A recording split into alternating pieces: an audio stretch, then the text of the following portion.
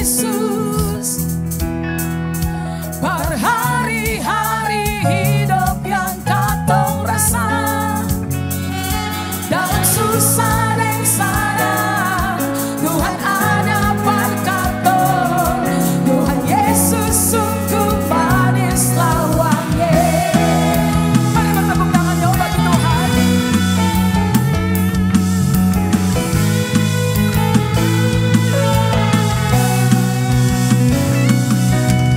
Dan kebanyakan Tuhan Yesus.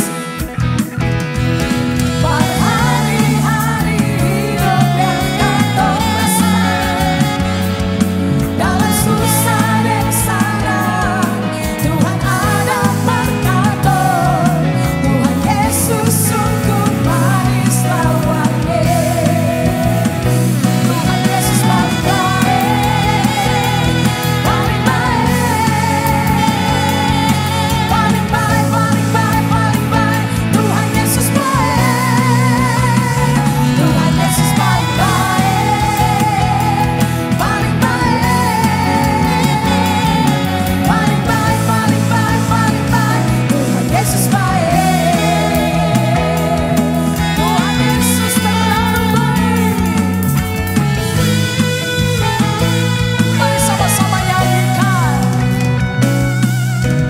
Dan kebanyakan Tuhan Yesus. Berhari-hari hidup yang katong rasa, dalam susah dan sana Tuhan ada berkatong. Tuhan Yesus sungguh manis lawannya. Kami katakan Tuhan Yesus paling baik, paling baik, paling baik, paling baik, paling baik. Tuhan Yesus baik, Tuhan Yesus paling baik, paling baik, paling baik, paling baik, paling baik. Tuhan Yesus baik. Sing ada lawan, sing ada lawan, cuma Tuhan Yesus saja. Sing ada lawan, cuma Tuhan Yesus saja. Sing ada lawan, cuma Tuhan Yesus saja. Paling baik, paling baik, paling baik. Tuhan Yesus paling baik, paling baik, paling baik, paling baik, paling baik. Dia terlalu baik. Tuhan Yesus paling baik, paling baik, paling baik, paling baik, paling baik. Tuhan Yesus baik,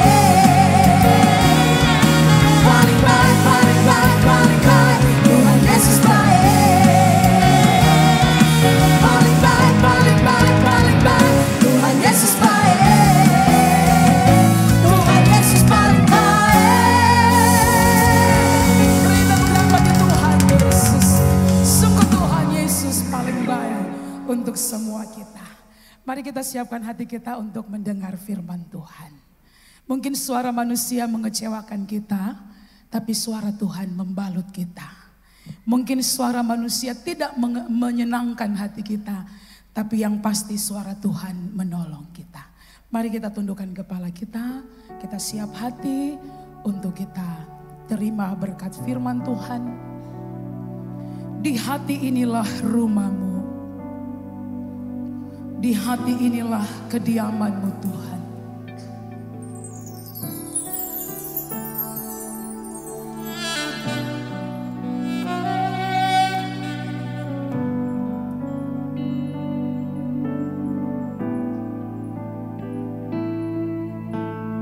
Ku jadikan hati ini untuk kediamanmu. Ku serahkan hidup ini untukmu Allahku.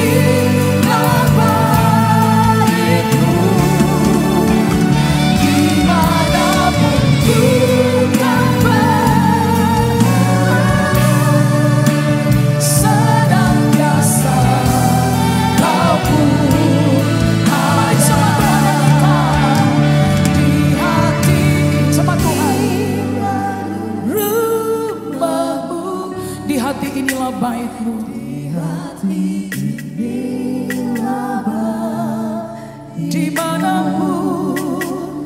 Dimanapun ku kan berada,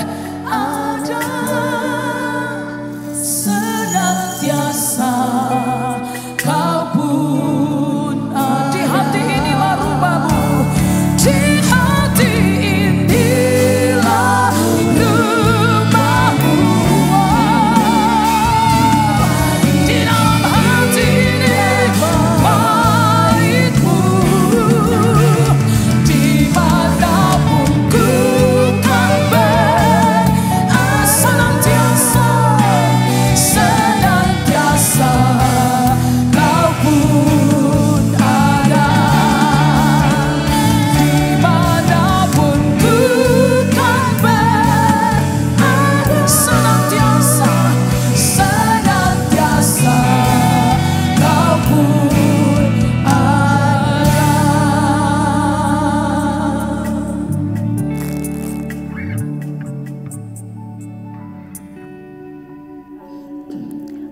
Mari kita berdoa.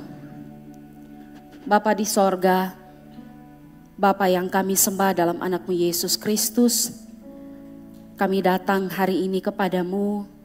Kami memuji-muji, mempermuliakan akan nama-Mu Tuhan. Kami mau bersyukur, berterima kasih atas kebaikan Tuhan dalam hidup kami. Saat ini Tuhan, kami akan mendengar firman-Mu. Mari Tuhan mengurapi dan memberkati kami, berikan kekuatan bagi kami supaya kami dapat menerima firman Tuhan hari ini dengan baik. Biarlah hati dan pikiran kami mau terbuka dan menyambut firman-Mu Tuhan.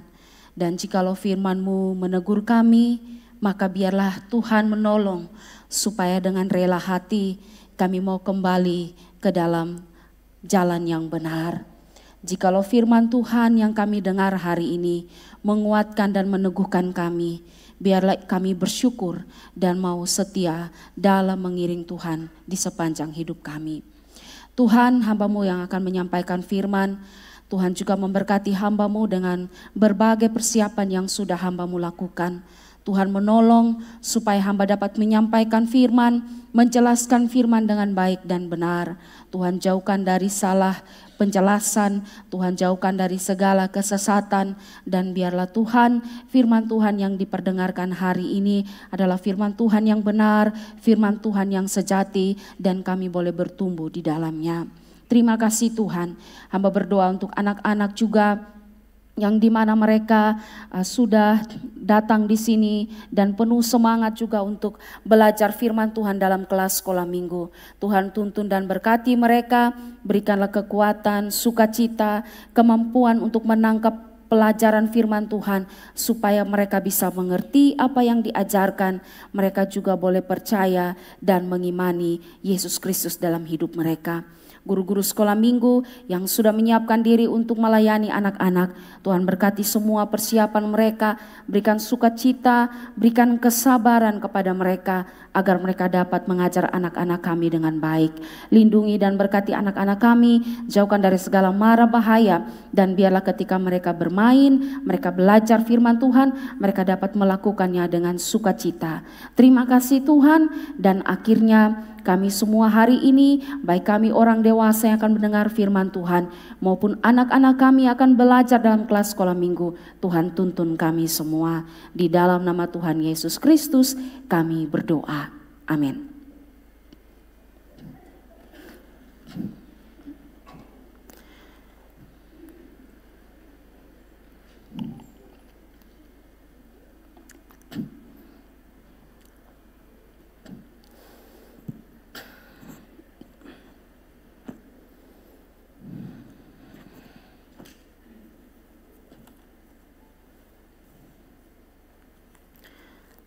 Baik, shalom. Selamat pagi Bapak Ibu kekasih Tuhan.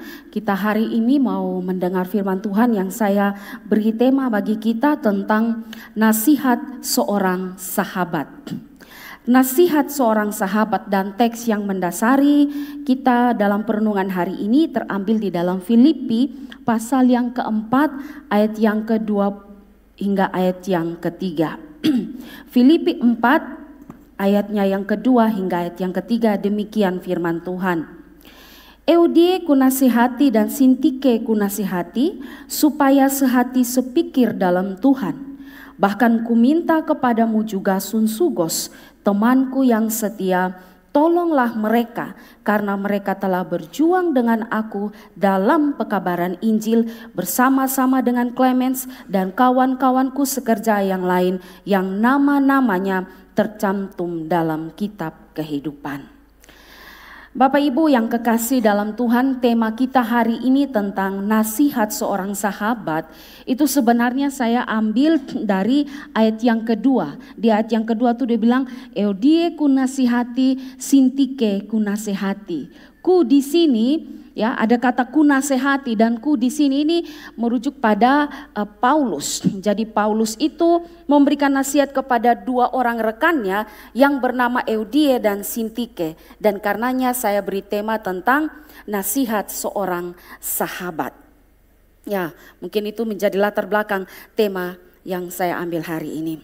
Nah saudara, kalau kita melihat teks yang kita baca hari ini merupakan surat Paulus yang Paulus tulis kepada jemaat di Filipi, dan pada saat itu Paulus ini sementara berada di dalam penjara. Karena itu surat Filipi ini disebut juga dengan surat-surat penjara. Karena Paulus menulis surat ini ketika ia berada di dalam penjara. Dan kalau kita melihat Paulus dalam menulis surat ini, Paulus membicarakan banyak hal berkenaan dengan kehidupan jemaat di Filipi.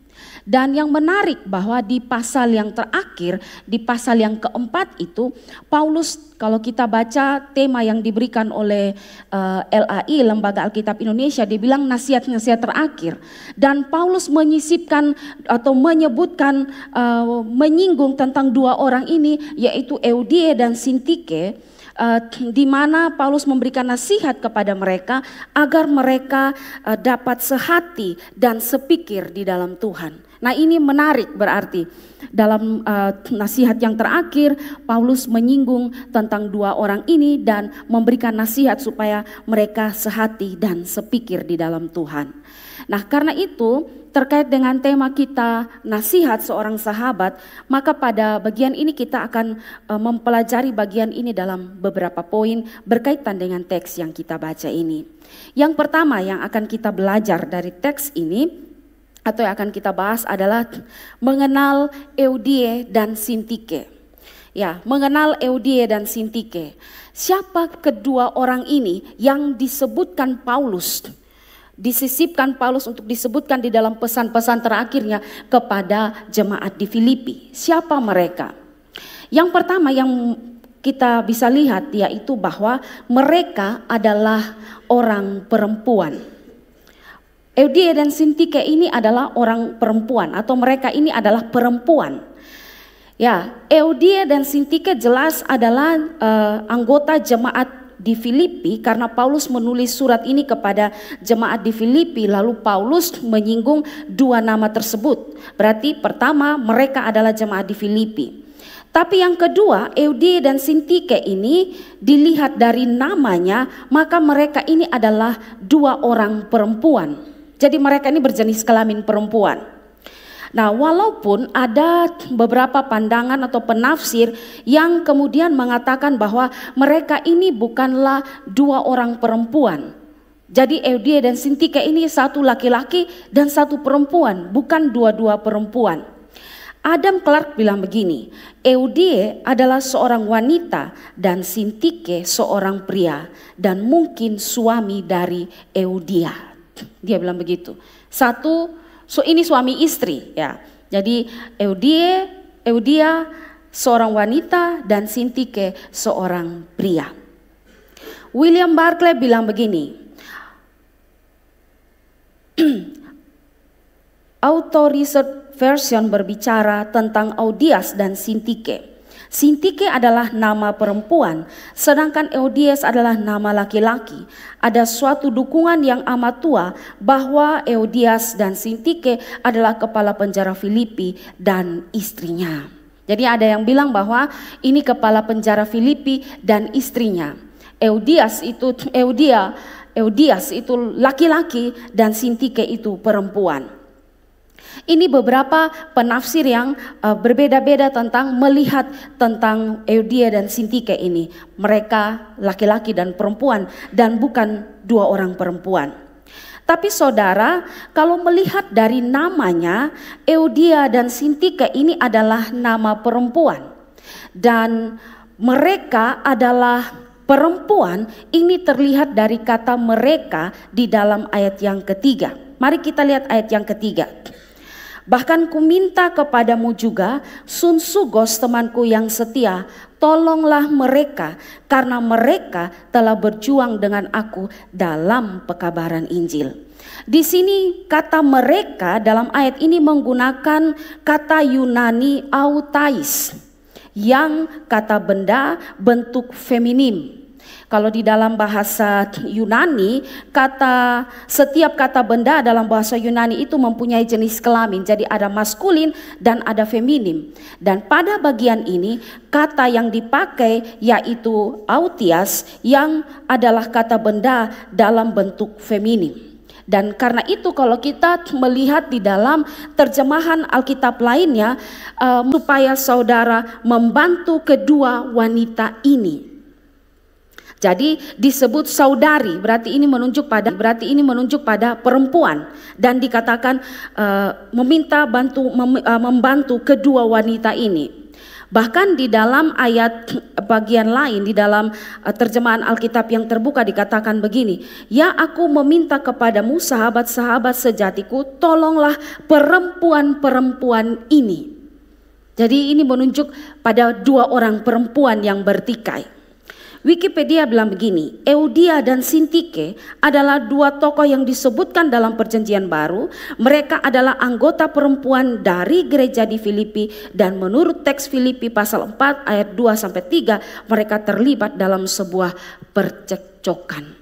Jadi Euodia dan Sintike ini walaupun ada yang bilang bahwa ini laki-laki dan perempuan, tapi kalau kita melihat dari teks ini, dari kata mereka yang dipakai dalam bentuk kata benda feminim, maka ini merujuk pada perempuan. Jadi Euodia dan Sintike ini adalah dua orang perempuan dan mereka sedang bertikai.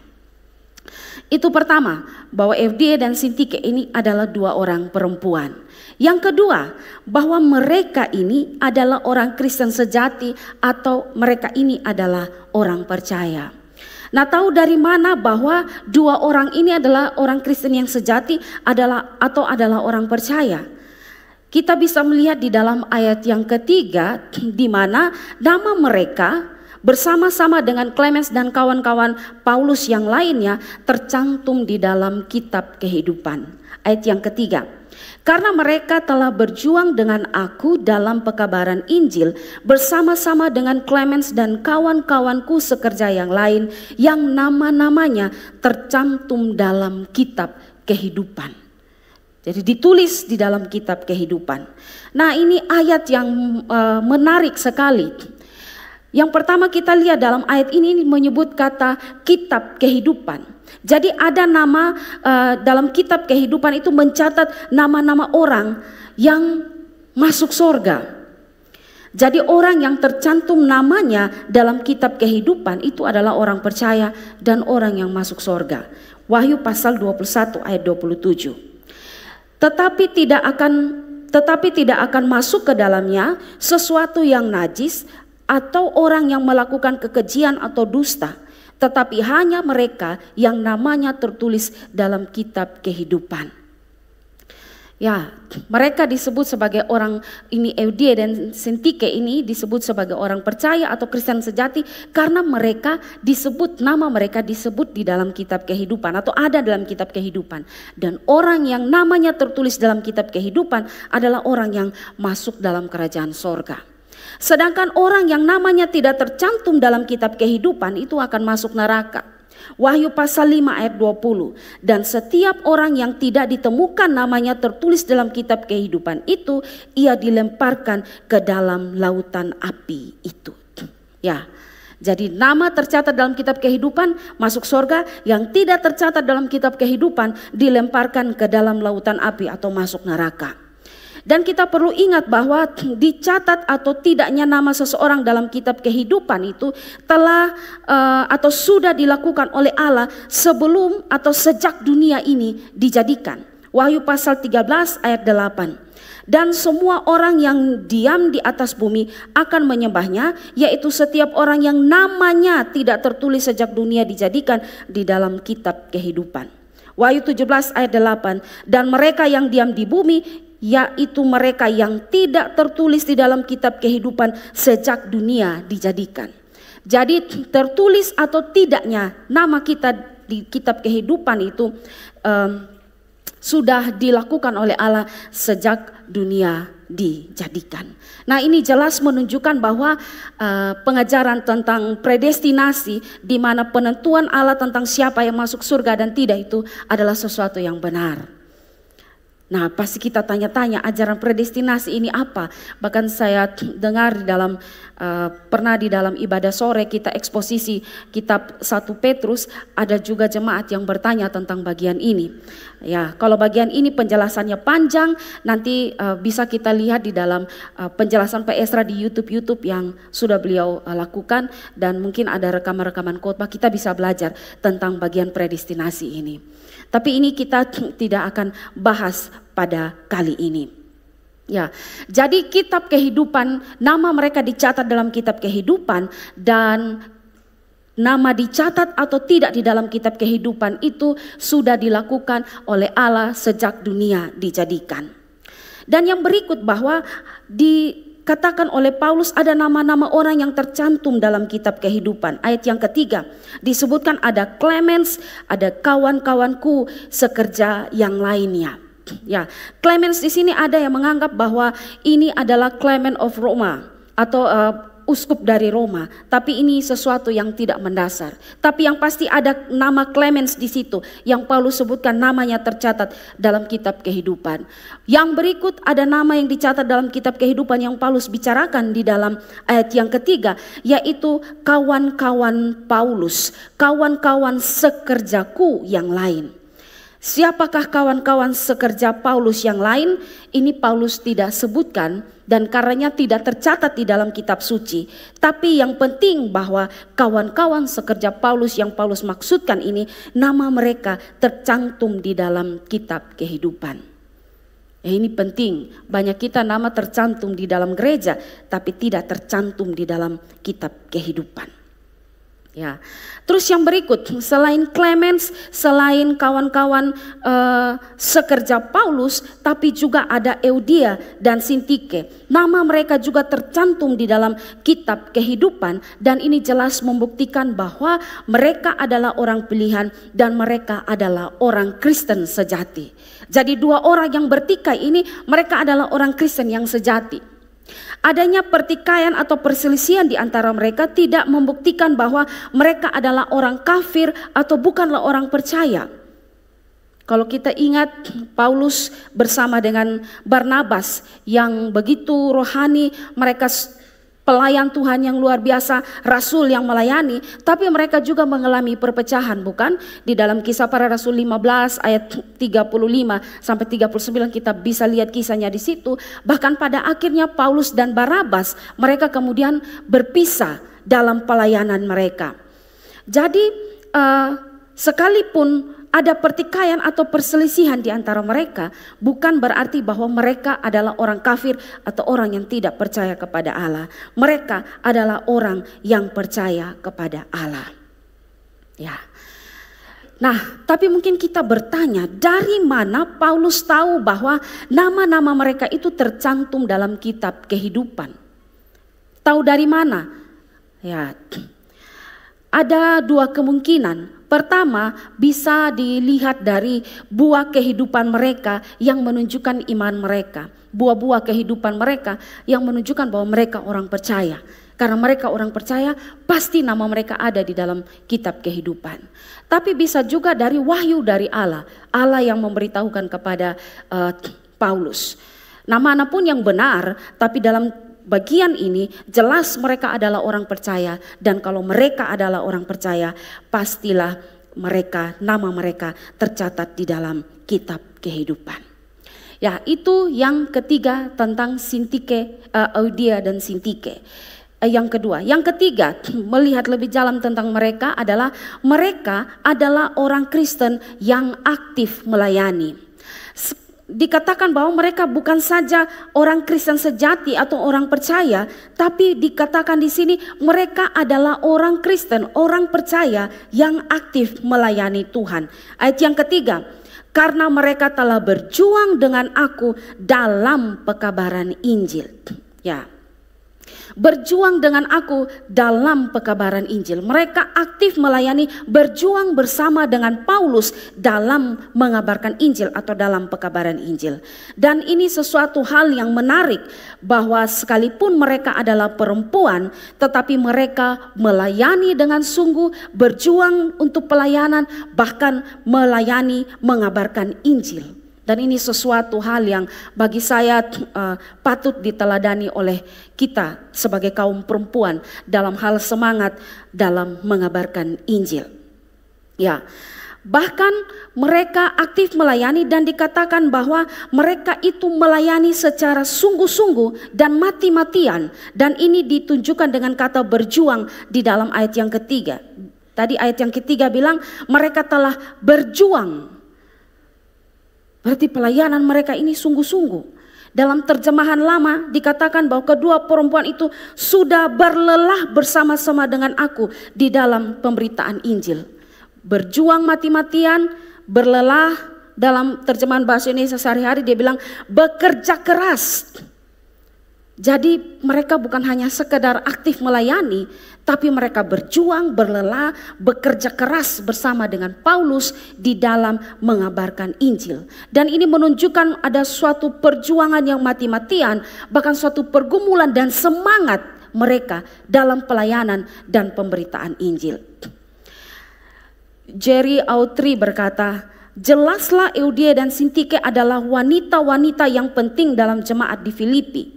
Pada waktu yang lalu mereka telah bekerja bersama-sama Paulus dalam pekabaran Injil. Ada banyak hal yang dapat dilakukan oleh kaum wanita dalam membantu hamba-hamba Tuhan dalam pekerjaan Injil. Sudah pasti kerja keras mereka ada hubungan dengan kemajuan besar jemaat di Filipi. Wow. Maka ini dua orang perempuan yang luar biasa, dua orang yang begitu hebat di dalam kegigihan mereka di dalam pelayanan. Mereka begitu bekerja keras, berusaha mati-matian, berjuang untuk pemberitaan Injil. Dan memang pelayanan, apalagi pemberitaan Injil itu tidak bisa dilakukan dengan santai-santai atau asal-asalan atau dengan setengah hati, tapi harus dilakukan dengan satu usaha yang besar, gigih dan maksimal. Dan Euodia dan Sintike melayani sedemikian rupa sehingga mereka dikatakan oleh Paulus mereka telah berjuang, berlelah, bekerja keras dalam pemberitaan Injil. Ini perempuan yang hebat. Dan hal ini juga yang dilakukan oleh Rasul Paulus. Kalau kita melihat pelayanan Paulus, bagaimana dia juga berjuang dan bekerja keras dalam pemberitaan Injil.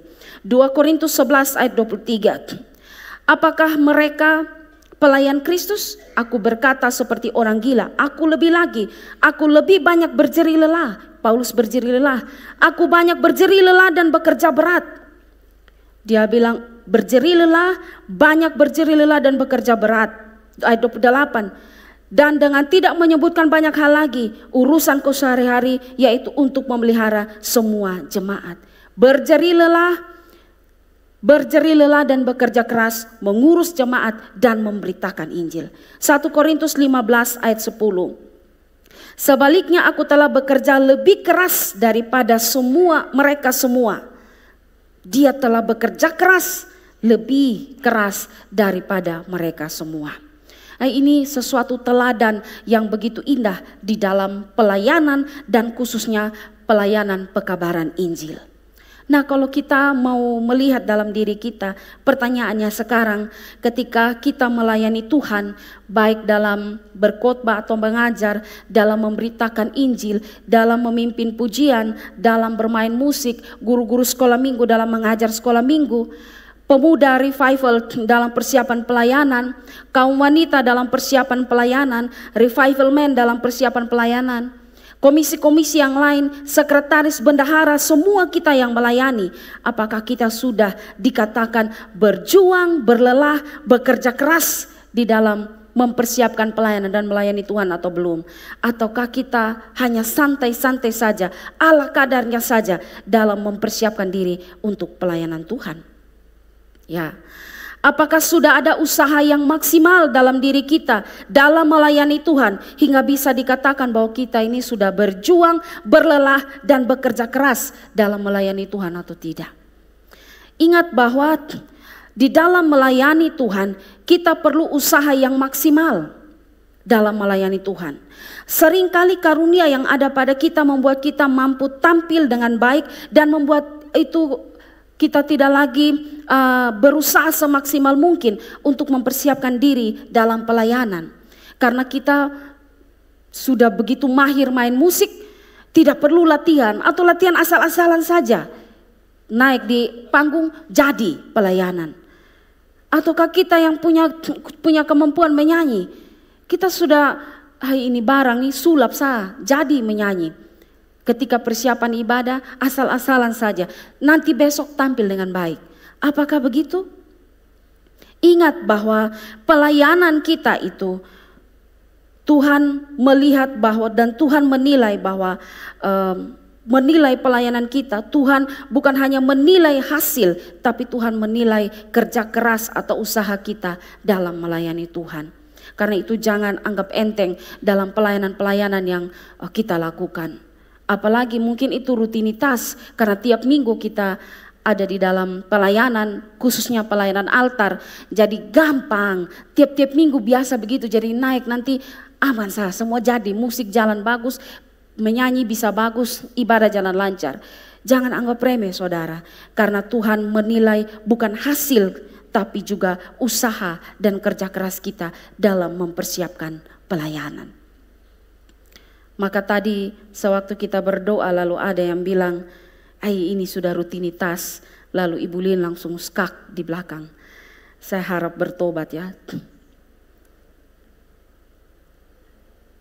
Karena itu mari kita renungkan pada bagian ini.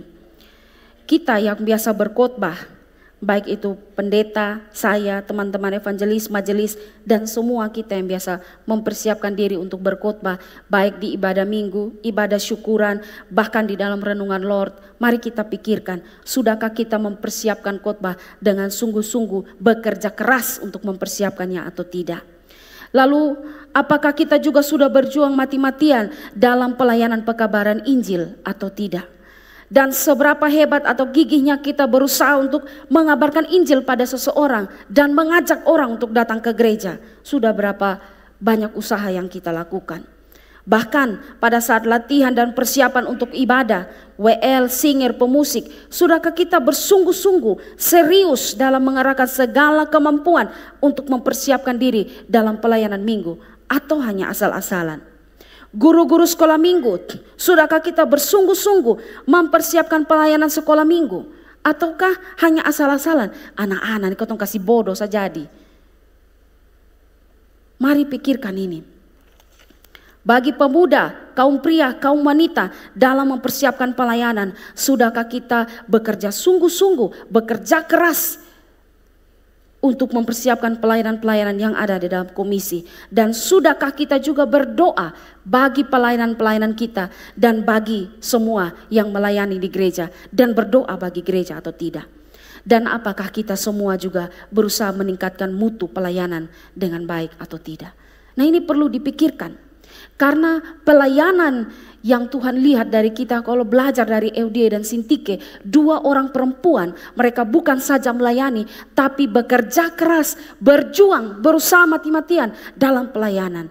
Dan kiranya kita juga begitu, berjuang, berusaha keras, mati-matian di dalam pelayanan-pelayanan yang Tuhan percayakan kepada kita.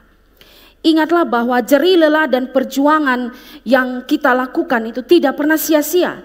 Tuhan memperhitungkan semuanya. 1 Korintus 15 ayat 58. Karena itu saudara-saudaraku yang kekasih, berdirilah teguh dan jangan goyah, dan giatlah selalu dalam pekerjaan Tuhan, sebab kamu tahu bahwa dalam persekutuan dengan Tuhan jerih payahmu tidak sia-sia. Tuhan memperhitungkan segala jerih payah yang kita lakukan dalam melayani Tuhan. Ya, pertanyaannya, maukah kita melayani dengan sungguh-sungguh, mati-matian, berjuang, bekerja keras, dan berjerih lelah dalam pekerjaan Tuhan atau tidak? Ya, jadi Euodia dan Sintike kita mengenal mereka, tapi mengajarkan kegigihan dalam pelayanan. Yang kedua, kita melihat yang kedua tentang hubungan Euodia dan Sintike. Tadi kita lihat mereka adalah dua orang perempuan, mereka aktif dalam, mereka orang Kristen sejati, mereka melayani Tuhan dengan sungguh-sungguh. Tapi yang kedua kita lihat hubungan Euodia dan Sintike. Mari kita perhatikan di dalam ayat yang ketiga kembali. Dikatakan, karena mereka telah berjuang dengan aku dalam pekabaran Injil. Kata telah berjuang ini menunjukkan waktu yang telah lewat. Jadi mereka berdua dulu berjuang bersama-sama dengan Paulus dalam pekabaran Injil. Kalau mereka dulunya berjuang bersama-sama dengan Paulus, tentulah dapat disimpulkan bahwa dulu mereka punya hubungan yang baik, sehingga mereka dapat berjuang bersama-sama, bekerja bersama-sama dengan Paulus dalam pemberitaan Injil. Tetapi sekarang mereka sudah berubah, ya, karena ada persoalan di antara mereka, ada masalah di antara mereka. Nah, masalahnya apa?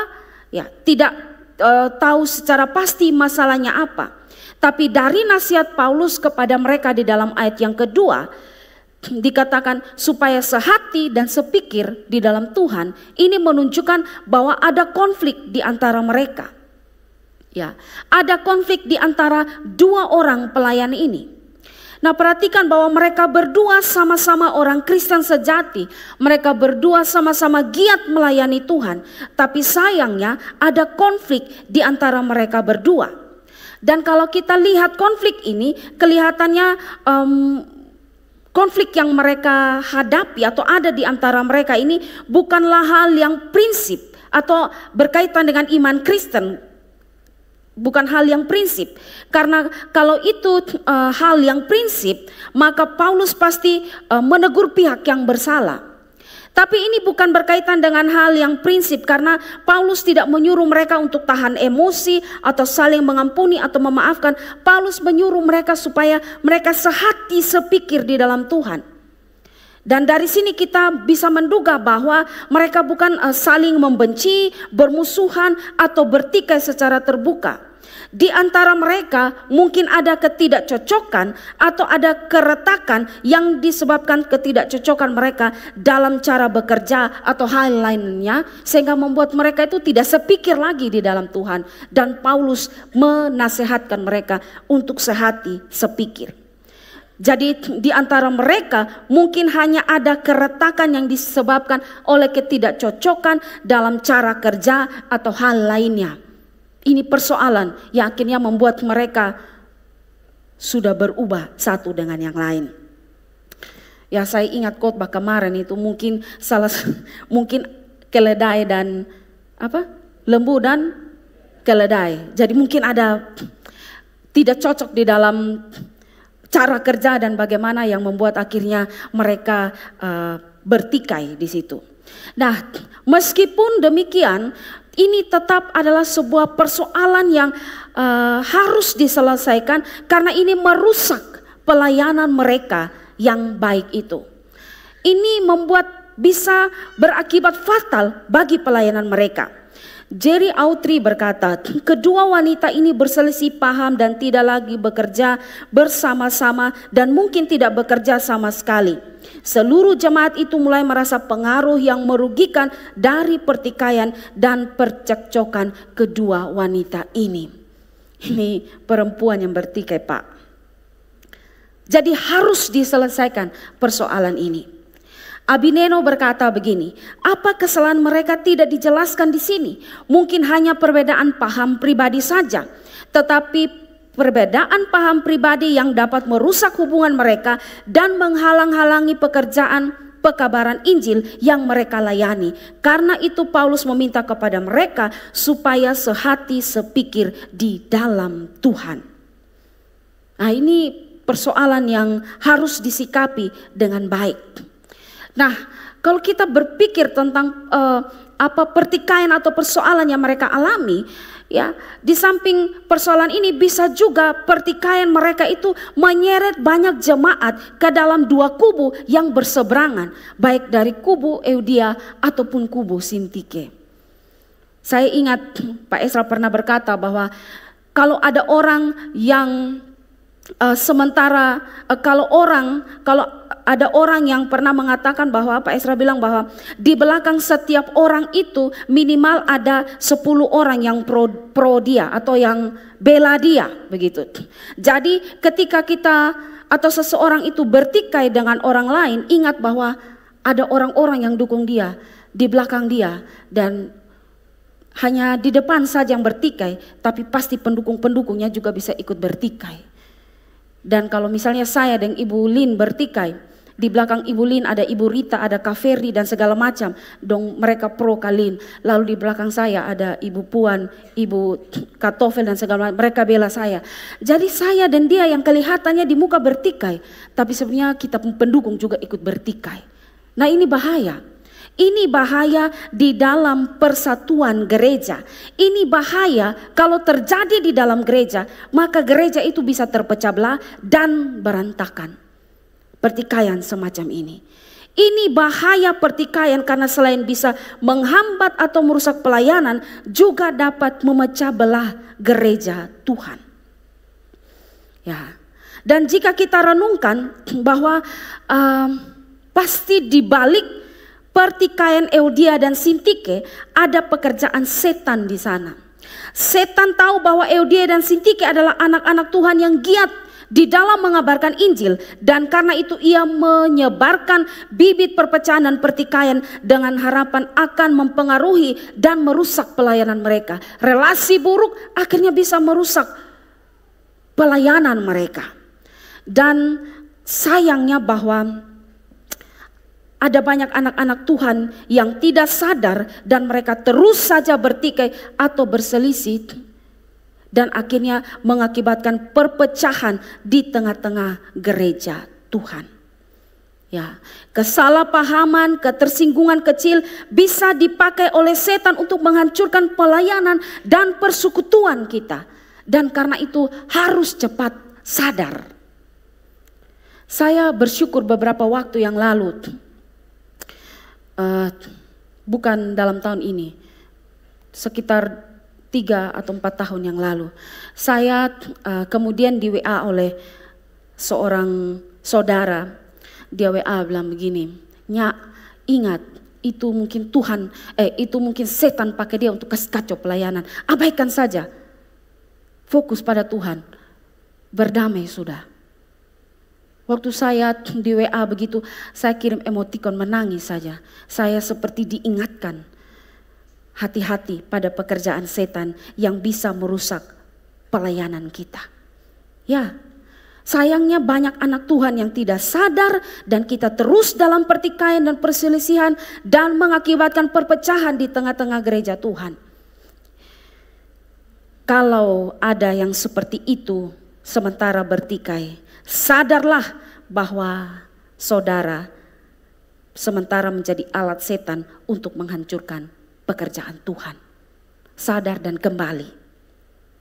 Dan kiranya kita sungguh-sungguh memperhatikan ini. Kalau kita sungguh-sungguh mencintai pelayanan ini, kita sungguh-sungguh berjuang untuk Tuhan, berjuang untuk pelayanan Tuhan, mencintai gereja ini, jemaat ini, maka hendaklah kita waspadai bahaya perpecahan ini. Ya, ketersinggungan sedikit bisa berakibat panjang dan ini bisa menghancurkan gereja.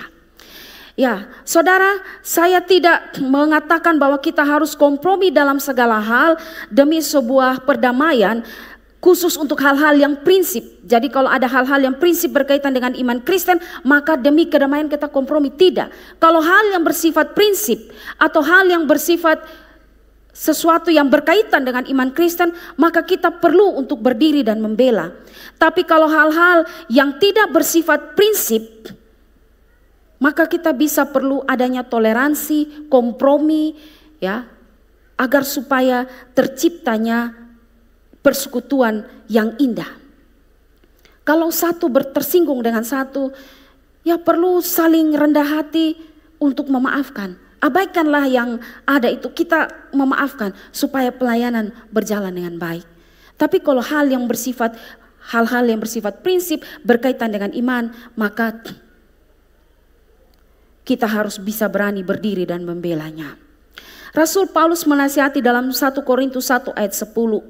Tetapi aku menasihatkan kamu saudara-saudara demi nama Tuhan kita Yesus Kristus, supaya kamu seia sekata dan jangan ada perpecahan di antara kamu.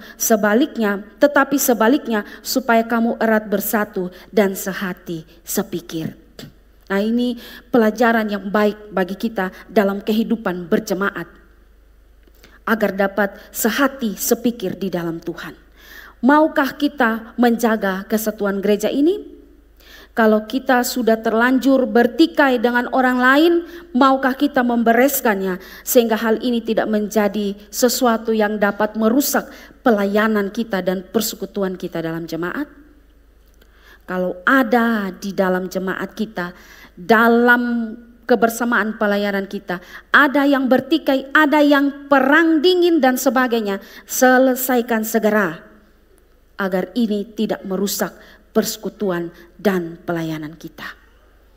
Ya. Itu yang kedua. Yang ketiga, terakhir, nasihat Paulus kepada Eudie dan Sintike. Nasihat Paulus kepada mereka. Jadi Paulus melihat ada pertikaian, lalu Paulus memberikan nasihat kepada mereka. Ayat yang kedua, Eudia ku nasihati, Sintike ku nasihati, supaya sehati sepikir di dalam Tuhan. Paulus bilang sehati sepikir di dalam Tuhan.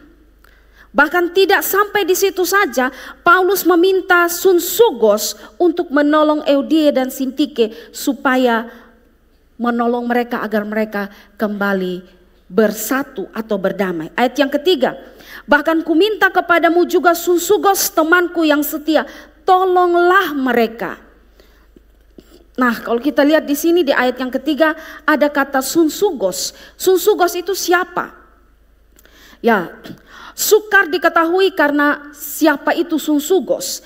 Karena ada banyak variasi terjemahan yang berbeda-beda untuk menyebutkan Sunsugos ini. Nah, Sunsugos ini dalam kata Yunani itu dipakai kata susuge. Dan ini bisa menunjuk pada nama pribadi atau menunjuk pada nama orang. Tapi bisa juga tidak menunjuk pada nama orang, melainkan penjelasan tentang seseorang yang setia sesuai dengan makna kata susuge ini. Jadi ini bisa dua arti, menunjukkan nama pribadi, tapi ini menunjukkan kepada orang yang seseorang yang menjelaskan tentang seseorang yang setia atau seorang yang punya kesetiaan di dalam Tuhan.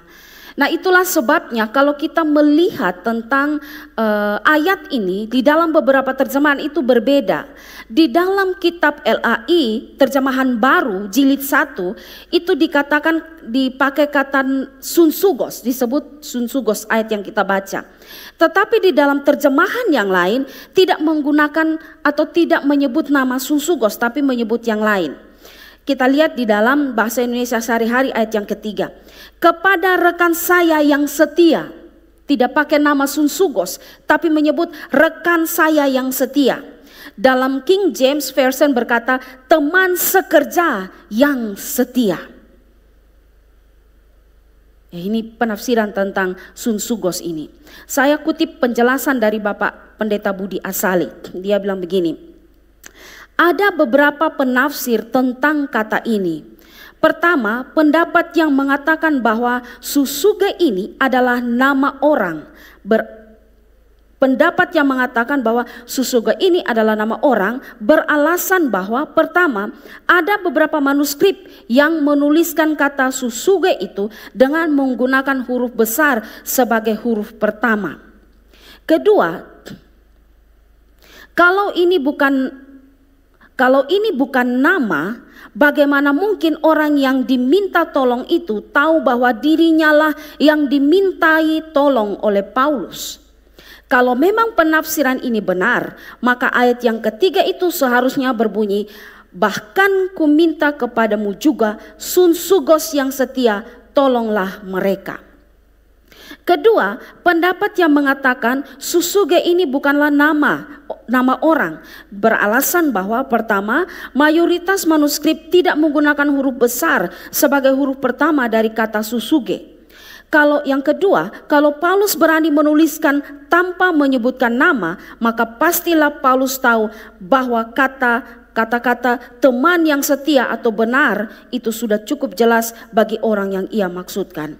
Kalau penafsiran ini benar, maka ayat ketiga itu seharusnya berbunyi, bahkan ku minta kepadamu juga teman yang setia, tolonglah mereka. Kebanyakan penafsir mengambil pandangan yang kedua ini. Ya, ini penjelasan dari Pendeta Budi Asali. Tapi terlepas dari arti sebenarnya kata Susuge ini, Sunsugos itu, yang apakah dia menunjukkan nama pribadi atau menunjukkan seseorang yang adalah rekan sekerja Paulus yang setia, orang yang setia, ini bukanlah sesuatu yang penting untuk kita lihat di sini. Tapi yang pasti bahwa Paulus memang meminta bantuan seseorang untuk bisa mempersatukan Eudie dan Sintike yang sementara tidak sejalan atau bertikai ini. Paulus meminta bantuan untuk mendamaikan mereka. Dan ini menunjukkan bahwa Paulus berusaha mati-matian untuk membereskan persoalan itu atau pertikaian yang terjadi di dalam jemaat Filipi. Nah, dari sini kita melihat bahwa Paulus menganggap keretakan ini sebagai sesuatu yang serius. Ini percekcokan ini atau pertikaian ini sebagai sesuatu yang serius. Karena itulah ia menasehati mereka supaya sehati sepikir di dalam Tuhan. Ya, apa yang membuat Paulus memberikan nasihat ini? Karena pertama, ciri kekristenan atau orang Kristen bukan hanya sekedar tidak benci atau tidak bermusuhan, tetapi harus ada kasih di dalamnya. Itulah yang menyebabkan Paulus menyuruh mereka agar sehati sepikir di dalam Tuhan. Di dalam Yohanes pasal 13 ayat 35. Dengan demikian semua orang akan tahu bahwa kamu adalah murid-muridku jikalau kamu saling mengasihi. Jadi ciri kekristenan atau orang Kristen bukan sekedar tidak benci, tidak bermusuhan, tapi harus ada kasih. Ada orang yang tidak benci, tidak bermusuhan, tapi tidak ada kasih. Nah, Paulus mau tidak benci, tidak bermusuhan, tapi harus ada kasih dalam relasi tersebut. Yang berikut, karena Paulus memberikan nasihat ini karena hubungan kita dengan sesama saling mempengaruhi hubungan kita dengan Tuhan. Sekali lagi, hubungan kita dengan sesama mempengaruhi hubungan kita dengan Tuhan. Karena itu Paulus nasihati sehati sepikir dalam Tuhan. Kalau hubungan dengan Allah rusak, maka hubungan dengan sesama juga menjadi rusak. Di dalam Kejadian pasal 3, setelah dosa masuk ke dalam dunia, dia merusak hubungan manusia dengan Allah. Dan kalau kita lihat dalam kisah selanjutnya, maka itu juga merusak relasi manusia satu dengan manusia yang lain. Manusia jatuh dalam dosa, lalu ada kasus pembunuhan yang pertama. Kain bunuh Habel. Jadi dosa merasuk dalam dunia, merusak hubungan kita dengan Allah, tapi juga hubungan kita dengan sesama. Karena itu jangan anggap remeh bagian ini. Ya, hubungan kita dengan Allah harus diperhatikan dengan baik. Kalau kita ingin hubungan keluarga kita, hubungan saudara dengan saudara menjadi baik, maka kita dan keluarga kita harus sama-sama mendekat kepada Allah. Karena hubungan kita dengan Allah mempengaruhi hubungan kita juga dengan sesama. Dan kalau hubungan kita dengan sesama rusak, maka hubungan kita dengan Allah juga menjadi rusak. 1 Yohanes 4 ayat 20 dan 21. Jikalau seorang berkata, aku mengasihi Allah dan ia membenci saudaranya, maka ia adalah pendusta. Dan barang siapa tidak mengasihi saudaranya yang dilihatnya, tidak mungkin mengasihi Allah yang tidak dilihatnya. Kalau yang kelihatan saja kita tidak mengasihi, tidak ada kasih, bagaimana mungkin kita mau mengasihi Allah yang tidak kelihatan itu? Ya. Matius 5 ayat 23 dan 24. Sebab itu jika engkau mempersembahkan persembahanmu di atas mezbah dan engkau teringat akan sesuatu yang ada dalam hati saudaramu terhadap engkau, tinggalkanlah persembahanmu di hadapan mezbah itu, pergilah berdamai dulu dengan saudaramu, lalu kembali untuk mempersembahkan persembahanmu itu. Mau kasih persembahan, kalau ingat ada pertikaian, tinggalkan, selesaikan, baru datang. Ini sesuatu yang menarik, karena hubungan kita dengan Allah mempengaruhi hubungan kita dengan sesama. Hubungan kita dengan sesama mempengaruhi hubungan kita dengan Allah. Makanya Paulus memberi nasihat, sehati sepikirlah di dalam Tuhan. Menyudahi pertikaian tersebut. Keretakan antara Eudia dan Sintike sedikit banyaknya merenggangkan hubungan mereka dengan Allah. Karena itu Paulus menasihati untuk mereka sehati dan sepikir. Yang berikut, kenapa Paulus menasihati begitu? Karena keretakan antara mereka berdua menyebabkan mereka sukar atau tidak bisa bekerja sama. Dan ini mempengaruhi pelayanan di seluruh gereja Filipi. Keretakan hubungan mereka itu mempengaruhi pelayanan dan mempengaruhi gereja mereka. Ya, kalau kita bertikai dengan seseorang, jangankan kerjasama, lihat di pembatang hidung saja, kita enggan bukan? Bayangannya saya kita tidak mau, bagaimana mungkin bekerja sama? Dan ini mempengaruhi pelayanan kita, mempengaruhi kehidupan berjemaat kita.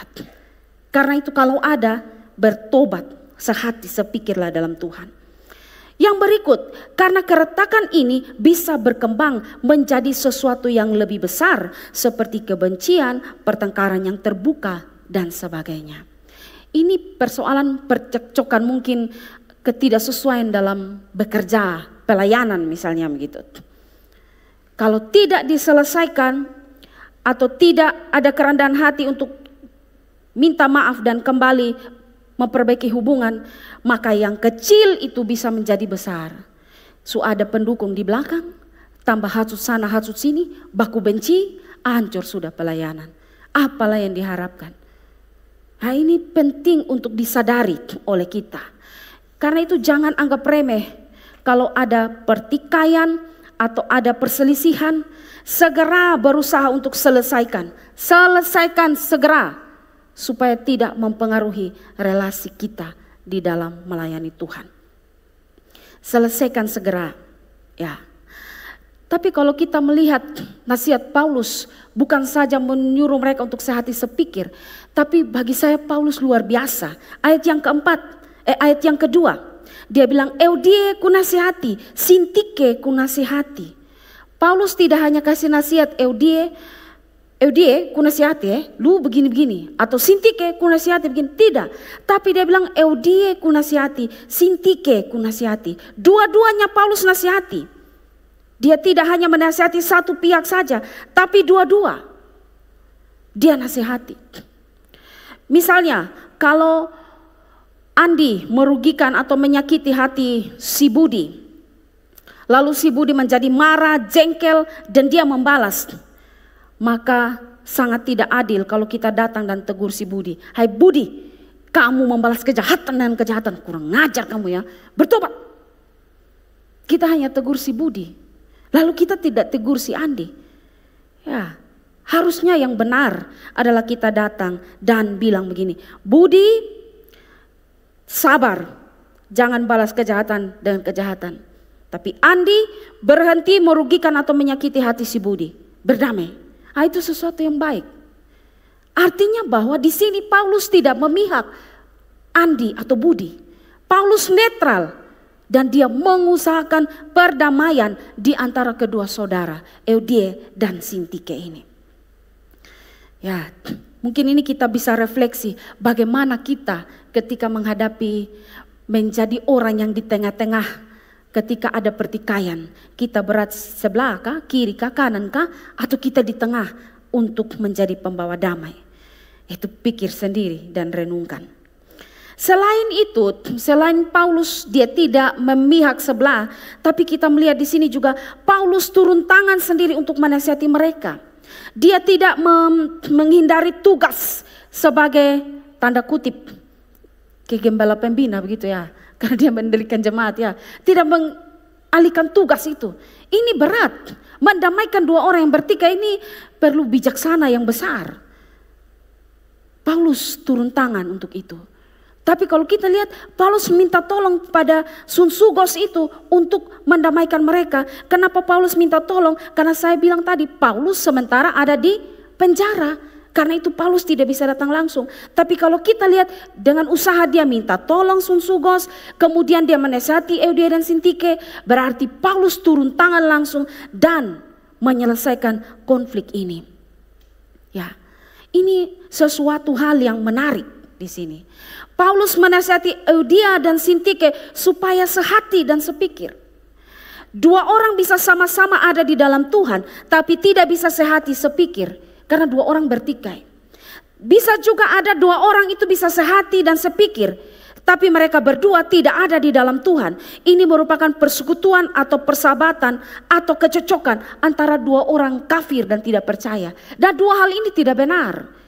Yang Paulus mau adalah bahwa dua orang yang sama-sama di dalam Tuhan, dua orang yang sama-sama adalah orang percaya harus hidup di dalam sehati dan sepikir di dalam Tuhan. Nah, Paulus mau hal itu terjadi.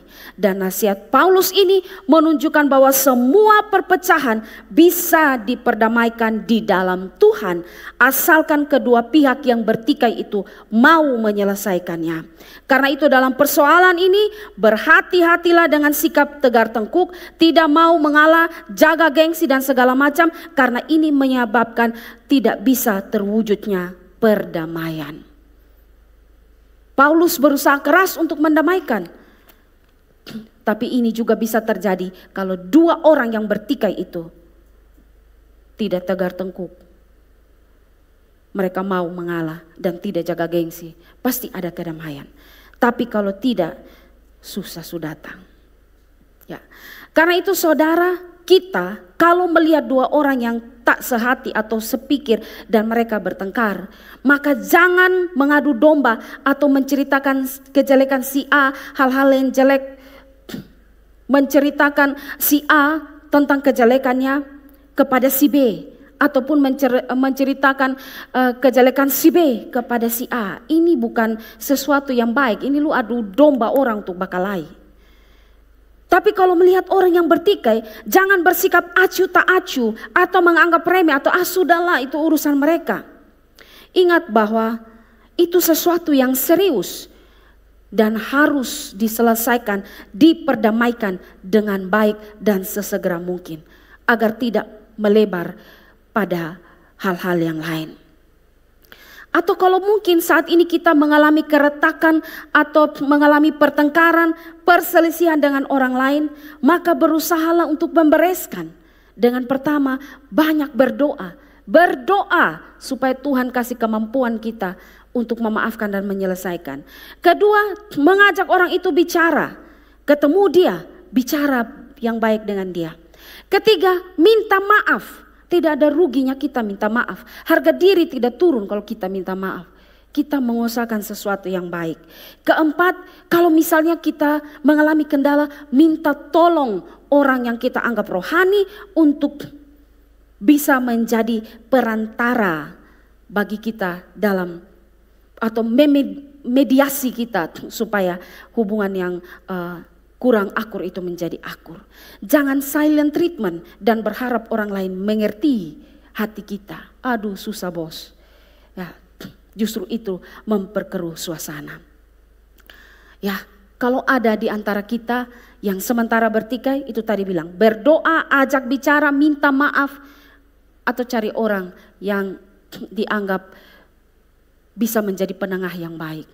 Tapi kalau kita lihat orang yang sementara bertikai, jangan tambah perkeruh suasana dengan adu domba atau bersikap acuh tak acuh. Segera urus masalah ini dengan baik dan perdamaikan mereka. Kita menjadi pembawa damai. Sama seperti nats pembimbing kita, Matius pasal 5 ayat 9. Berbahagialah orang yang membawa damai, karena mereka akan disebut anak-anak Allah. Paulus menjadi orang yang pembawa damai. Paulus memberikan nasihat kepada sahabatnya, rekan sepelayanannya, supaya mereka sehati dan sepikir. Dan mari kita juga mau sama seperti Paulus.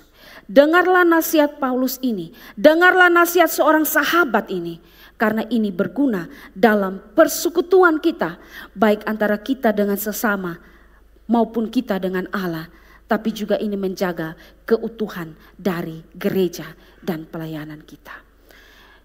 Ini yang bisa saya sampaikan, kiranya Tuhan Yesus memberkati kita. Tuhan Yesus selalu bersama kita. Wisneno nokan kit, oke. Tuhan berkati. Salam. Mari kita berdoa. Kami bersyukur untuk firman Tuhan hari ini. Kami belajar dari kisah ini di mana Paulus menjadi pembawa damai yang begitu indah dalam persekutuan jemaat di Filipi.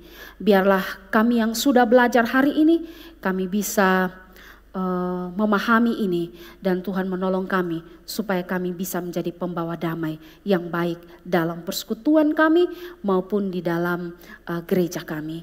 Dan jikalau saat ini Tuhan ada di antara kami yang mungkin dalam kebersamaan pelayanan ada gesekan-gesekan, ada percekcokan dan berbagai hal, Tuhan biarlah firman Tuhan ini menegur kami dan memberikan kami kemampuan untuk juga bisa mengusahakan perdamaian agar relasi kami dengan sesama menjadi baik, relasi kami dengan Tuhan baik, dan juga ini menjaga kesatuan dalam pelayanan dan gereja kami. Terima kasih Tuhan, di dalam nama Tuhan Yesus Kristus kami berdoa. Amin.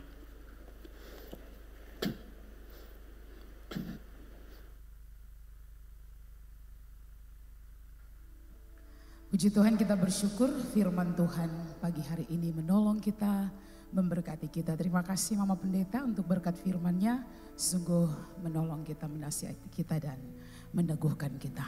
Mari kita akan bangkit berdiri bersama-sama untuk kita mengaku iman percaya kita di hadapan Tuhan. Mari dengan segala orang percaya di segala tempat kita menyatakan pengakuan iman kita, dan masing-masing kita marilah berkata, Aku percaya kepada Allah, Bapa yang Maha Kuasa, Khalik langit dan bumi, dan kepada Yesus Kristus, Anaknya yang tunggal, Tuhan kita, yang dikandung dari Roh Kudus, lahir dari darah Maria, yang menderita di bawah pemerintahan Pontius Pilatus, disalibkan, mati dan dikuburkan, turun ke dalam kerajaan maut. Pada hari yang ketiga, bangkit pula dari antara orang mati, naik ke surga, duduk di sebelah kanan Allah, Bapa yang Maha Kuasa, dan akan datang dari sana untuk menghakimi orang yang hidup dan yang mati. Aku percaya kepada Roh Kudus, gereja yang kudus dan am, persekutuan orang kudus, pengampunan dosa, kebangkitan daging, dan hidup yang kekal. Kita akan kembali dalam tugas kita di minggu yang baru dengan berkat dan dengan doa dari Mama Pendeta bagi kita semua. Kita pulang dan kita diberkati Tuhan untuk terus menjadi berkat. Nama Tuhan dimuliakan. Sujud dan terima kasih.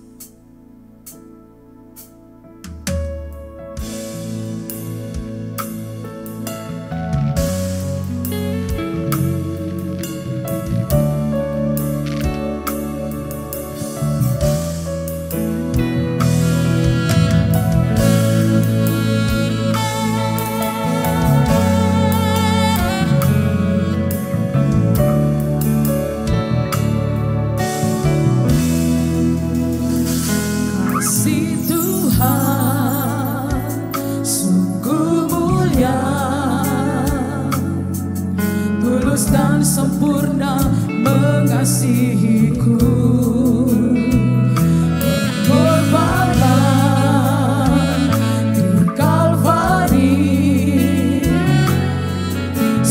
berharga, Kau tebus dosaku. Terpujilah Tuhan Yesus, ditinggikan di atas pujian. Oh, dari dalam lubuk hatiku, ku sujud dan berterima kasih.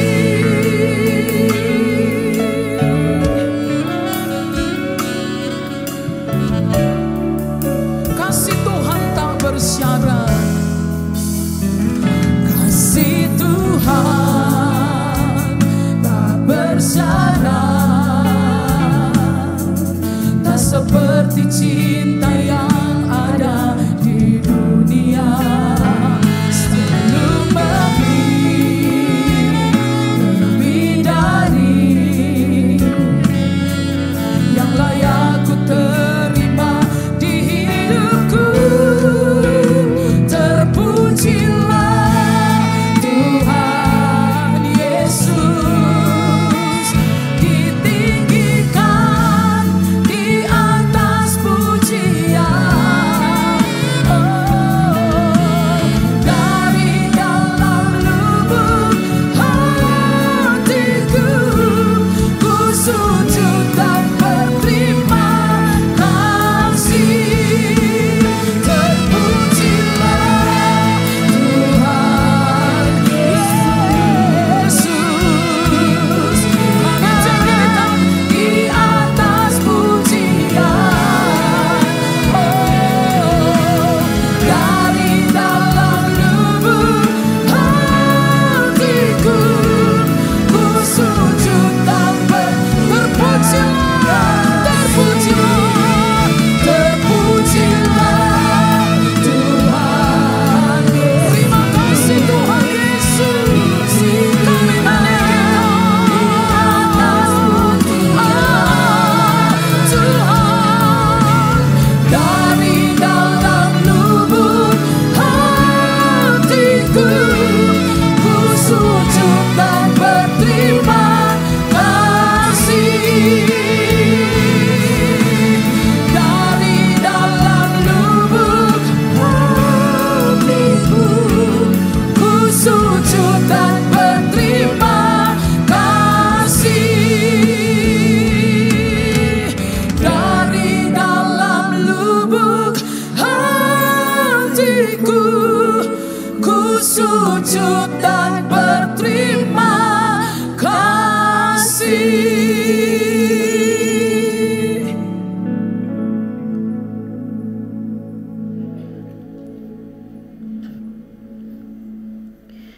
Terima kasih Tuhan, Engkau boleh menolong kami dari awal hingga akhir ibadah kami. Dan biarlah Tuhan, semua yang kami lakukan hari ini, ibadah kami dapat berkenan kepada Tuhan dan mempermuliakan nama Tuhan. Kami akan kembali ke dalam keluarga kami masing-masing. Tuhan juga menuntun dan menyertai kami. Berdoa dan menyerahkan juga Tuhan untuk pelayanan ibadah sore sebentar pada jam 5. Tuhan juga menolong semua yang mempersiapkan diri untuk melayani. Tuhan menolong kami dan juga Tuhan membawa jemaat Tuhan, banyak jiwa yang boleh ada di dalam ibadah sore dan boleh belajar bersama-sama kebenaran firman Tuhan. Terima kasih Tuhan. Bapak Ibu sidang jemaat, mari arahkanlah hatimu kepada Tuhan dan terimalah berkat yang daripadanya. Tuhan memberkati engkau dan melindungi engkau. Tuhan menyinari engkau dengan wajahnya dan memberi engkau kasih karunia. Tuhan menghadapkan wajahnya kepadamu dan memberi engkau damai sejahtera dari saat ini sampai selama-lamanya. Amin.